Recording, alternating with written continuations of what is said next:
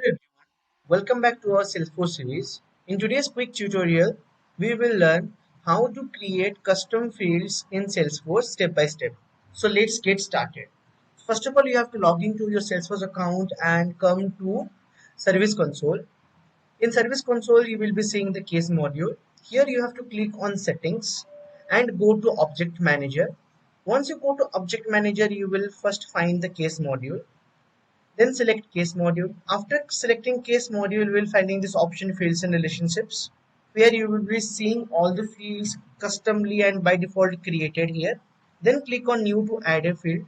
Then choose the data type. For example, I will be choosing text. Then click on next.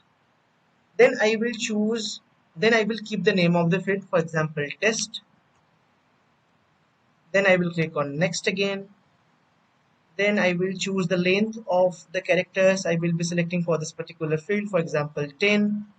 I will give 10 value here. Then again click on next.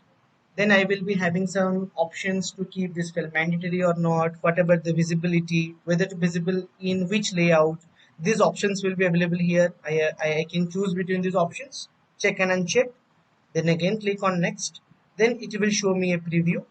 Then I will click on save. So this field is added to the case module list. This is how you create a custom field in Salesforce. Thank you for watching this video.